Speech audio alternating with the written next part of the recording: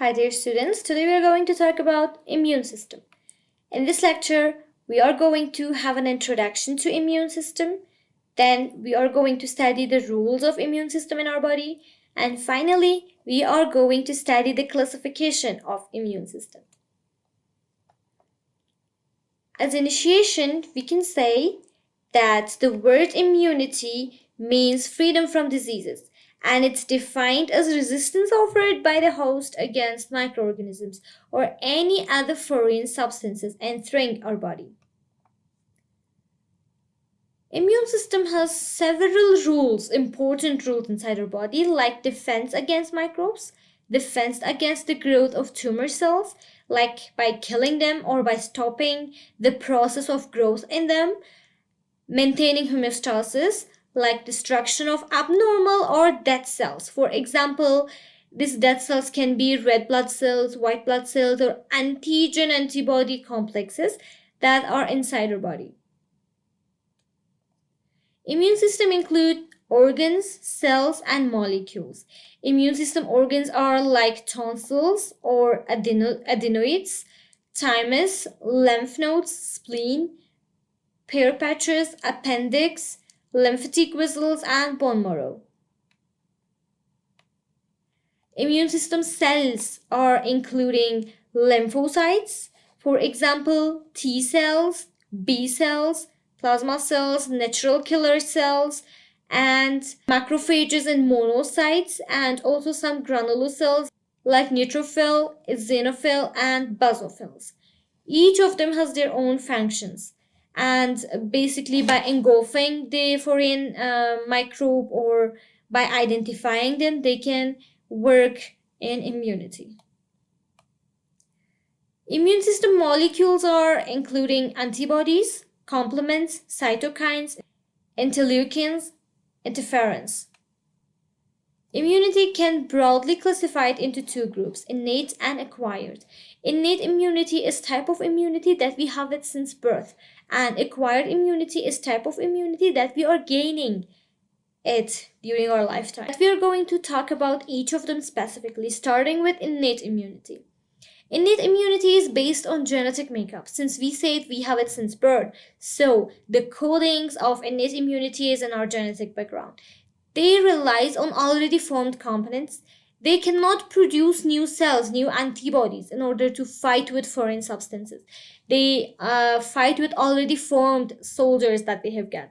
They are responding rapidly against foreign substances within a minute because they don't have to identify it. They can attack directly on any kind of microorganisms, so they are not specific. And also they has no memory. It means they cannot memorize, they cannot understand, or they cannot identify type of microorganisms that they fought with it once. And they are not able to clone their cells or their structures. Age, hormones, and nutrition. These are factors that influencing innate immunity so much.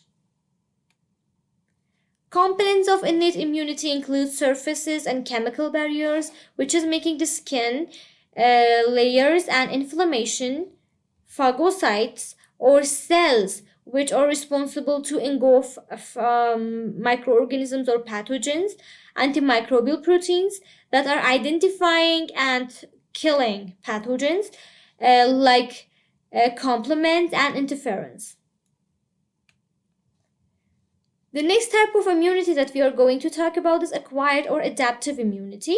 Since we said that it's a kind of immunity that we are gaining it during our lifetime, so we can say that it's based upon resistance acquired during life, and it responds more slowly over a few days, because first of all, this type of immunity has to identify the type of pathogen that they are going to fight with, and it's specific because they are making special cells for special kind of or specific kind of pathogens, and they have memory. It means once they made antibodies to the specific antigens, For the lifetime, or at least for 6 months, we are safe against that pathogen. But once they like made antibodies for one specific type of pathogen, so their action become faster, and they are able to clone or make copies of the antibodies that they are making. There are two types of adaptive immunity, active and passive. Active type of adaptive immunity is exposure to infection. It means once they come face to face to an infection, they are making it or become active. Or vaccination, it means the weak type of microbes that are injected to your body can activate adaptive immunity.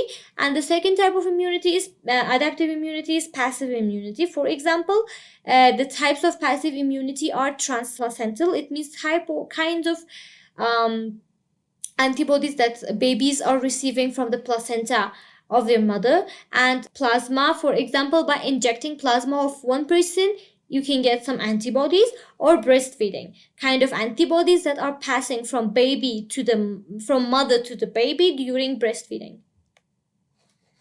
So once our body interacts with some pathogen, they are facing some barriers. First line of defense, second line of defense, and third line of defense are the names of these barriers. In the first line of defense, any kind of microorganisms that wants to get into your body, it faces our skin. In skin, there are some mucuses, some secretions, some normal microbials that are preventing the entrance of this microorganism. But once microorganism passes this barrier, so they are facing second line of defense. In second line of defense, there are some phagocytes such neutrophils, eosinophils, and dendritic cells, which are able to identify the microorganisms and pass the information to other cells in order to find new cells for killing that type of pathogen. Or inflammation, fever, or antimicrobial substances are involved in the second line of defense. But once the microorganism is so much strong and second line of defense cannot beat it, then third line of defense activated, which is T lymphocyte and B lymphocytes. It means body is starting to produce specialized antibodies to that type of microorganisms, which is the last stage of defense in which body is getting rid of that pathogen. That was all about immune system. Thanks for watching.